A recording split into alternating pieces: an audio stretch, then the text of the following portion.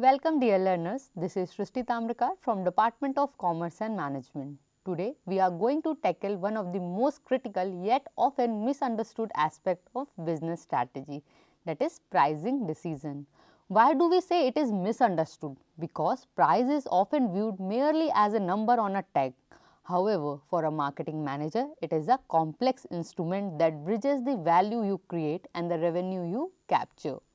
It is only element in the marketing mix that produce revenue. Others are represent cost. In this session, we will discuss the anatomy of price, explore the strategic objectives behind setting it, analyze the factors that influence it, and finally walk through a systematic approach to setting the right price. Let's begin. Before we go into the details, let us establish what we aim to achieve today. By the end of this lecture, you should be able to articulate exactly what price represents to both the buyer and the seller. You will learn to clearly distinguish between cost and price, which is a fundamental financial literacy skill. Furthermore, we will examine the 9 distinct objectives a firm might have when setting a price. It is not always about profit maximization. Sometimes it is about survival or market stability. We will then transition to the 12 specific factors ranging from government policies to consumer psychology, which dedicates your final decision. Finally, we will outline an 8-step framework for setting price that ensures you are not just guessing but calculating strategically. Let us start with the basics. Price is the second P in the marketing mix, right after product. So, why it is important? Because pricing defines a product in monetary term. It is the yardstick by which buyers measures their ability to pay and ultimately make a purchase decision. Consider this. How do you define price? The definition actually changes depending on who you ask. To a producer or a seller, price signifies the quantity of money received in exchange for their sales. It is their inflow. However, shift your perspective to the customer. To them, price is a financial expenditure. It is what they must part with to acquire value and satisfaction. So, have you ever considered that price is actually a psychological barrier as much as a financial one?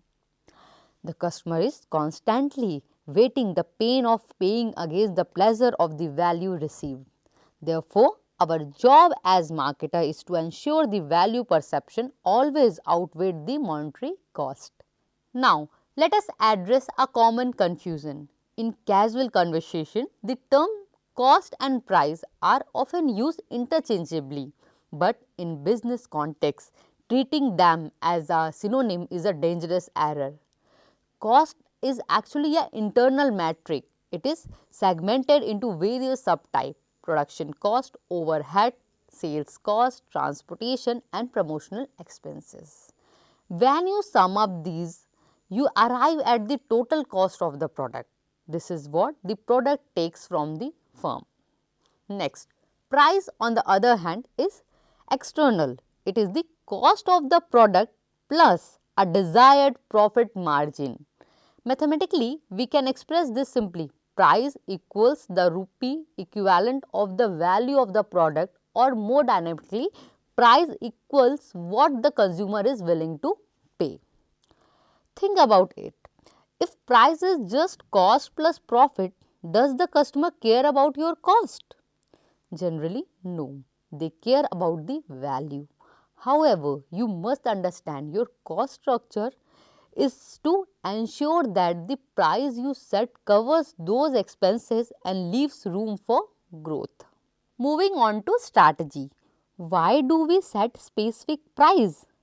It is not random. It is driven by specific objectives. Let's look at the first 3 major objectives. Here, the first objective is maximizing current profit and return on investment. This is a short to medium term goal. The focus here is extracting the maximum possible profit right now. Companies often use this when they have temporary advantage like a unique technology.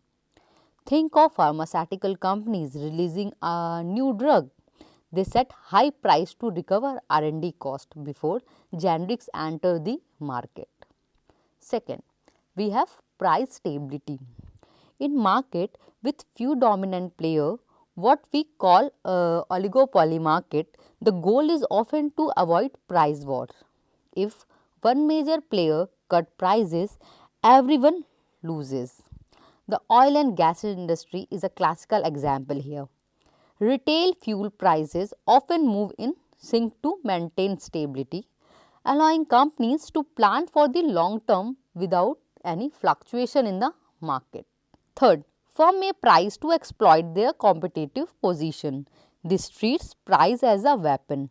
You might use penetration pricing, which means setting a low price to attract customers, or even predatory pricing, which involves temporarily pricing below cost to drive competitors out of business. Amazon's early strategy of selling book at loss to capture market dominance is a great example of this objective. Let us deepen our analysis with the next set of objectives. The fourth objective is to achieve a target return on investment, which is also called as ROI. This is a more calculated approach than simple profit maximization.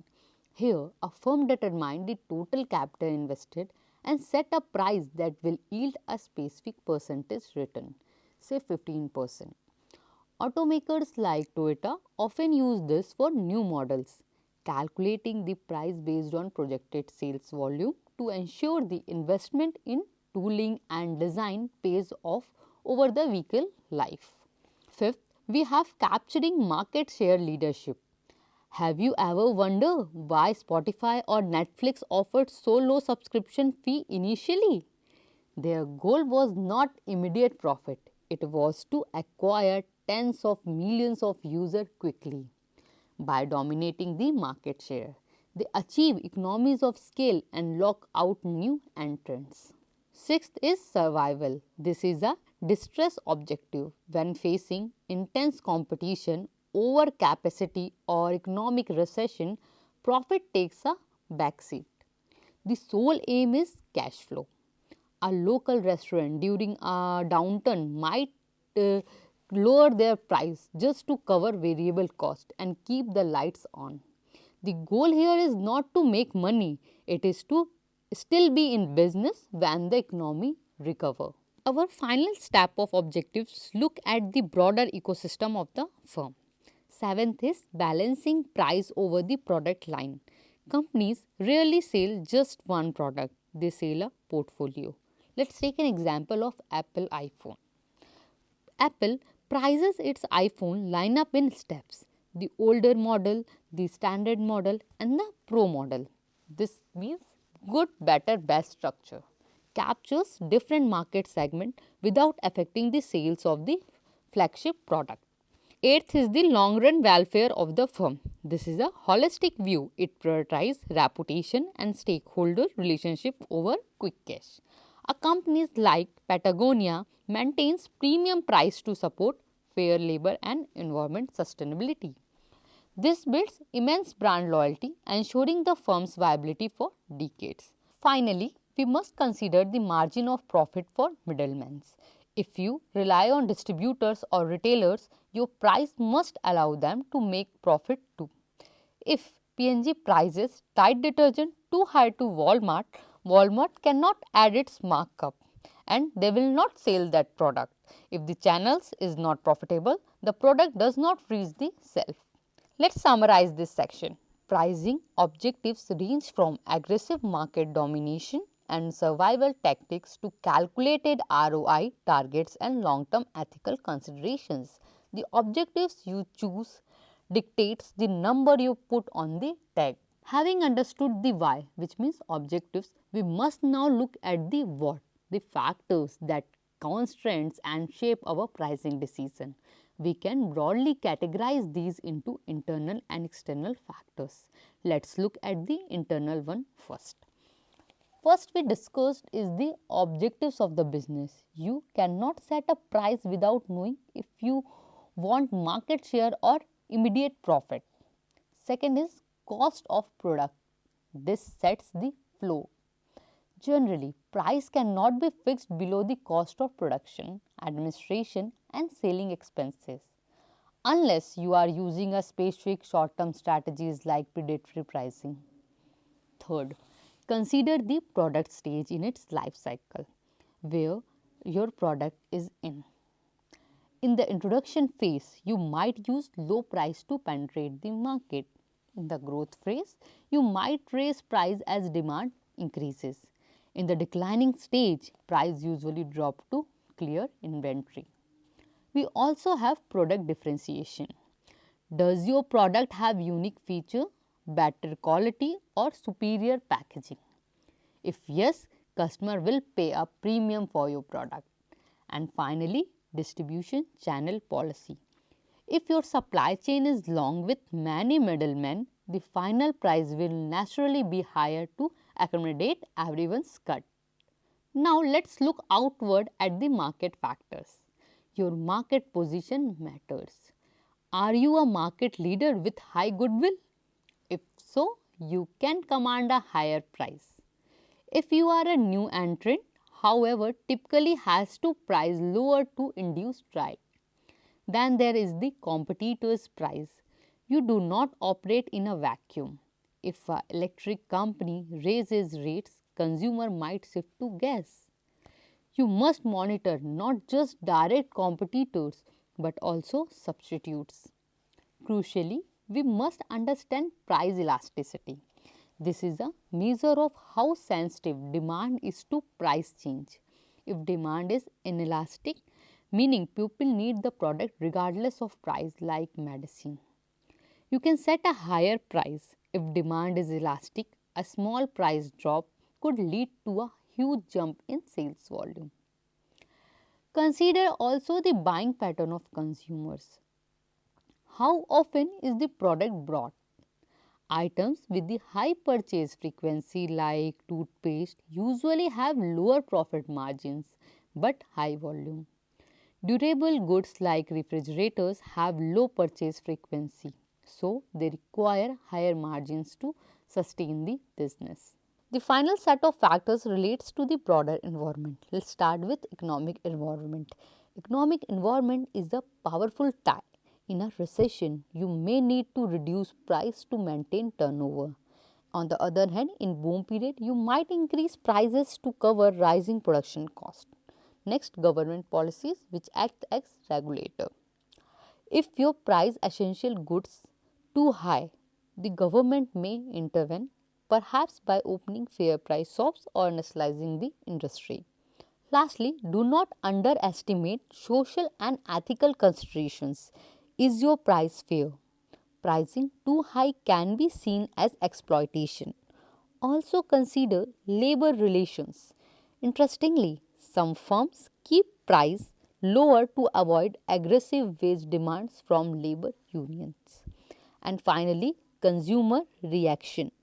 In the age of social media and awakened consumer base can form associations and boycott brands that raise prices unfairly. So, when you sit down to set a price, you are juggling cost, competitors, economic cycle, government rules, and consumer psychology all at once. It is a balancing act.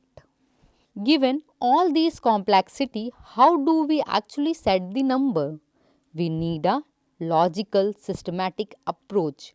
We can break this down into 8 specific steps. Step 1 is to identify potential customers. Who are we selling to? The pricing strategy for a luxury buyer is vastly different from a budget buyer. You must pinpoint exactly whom this price is supposed to affect. Second is to estimate the demand. Here we group users into segments: regional, economic or demographic. We must determine the relationship between different price points and the potential demand. Will a 10% price hike kill demand, or will it barely be noticed? Next step is to determine the competitor's price. Intelligence gathering is mandatory. You need to know exactly what the rival across the street or across the globe is changing for a similar value proposition. Once we have the market data, we move to calculation. Step 4 is to identify the alternative basic price. This is your starting point. You might have different prices for different product line or geographical locations. The number of alternatives depends on the price elasticity. If the market is very sensitive, you have a wide range of options to consider. If it's rigid, you may only have one or two viable price points. Step 5. Calculate the manufacturer's net price. This is the money that actually ends up in your pocket. Let's look at the example on the slide. If the self price, which means basic price, is 500 rupees and the channel partners, wholesaler and retailers take 20%, your net price is 400 rupees. Why is this vital? Because your cost must be covered by this 400 rupees, not the 500.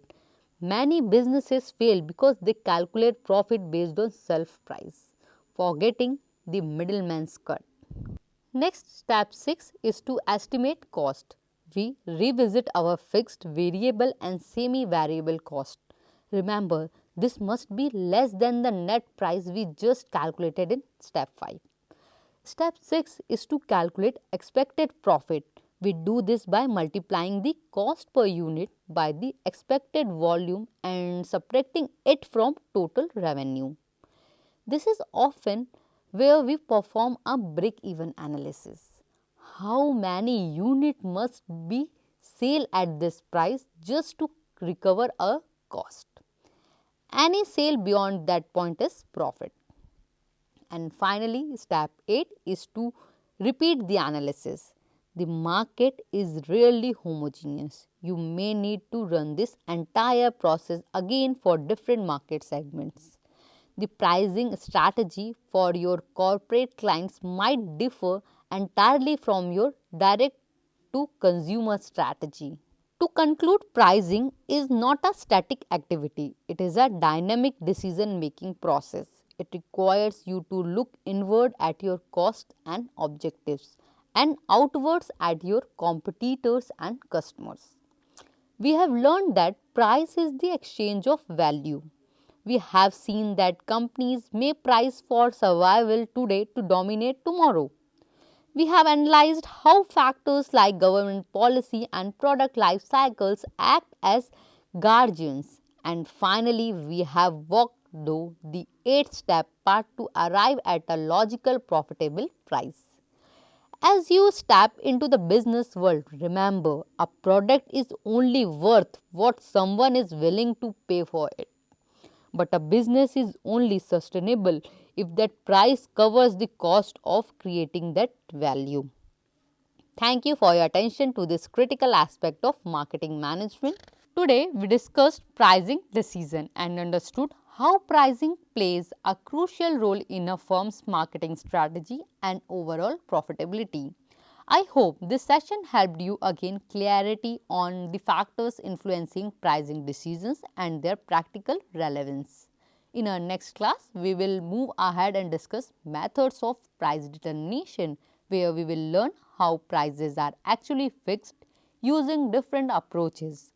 Till then, revise today's concept and be ready for the next session. Thank you and see you soon.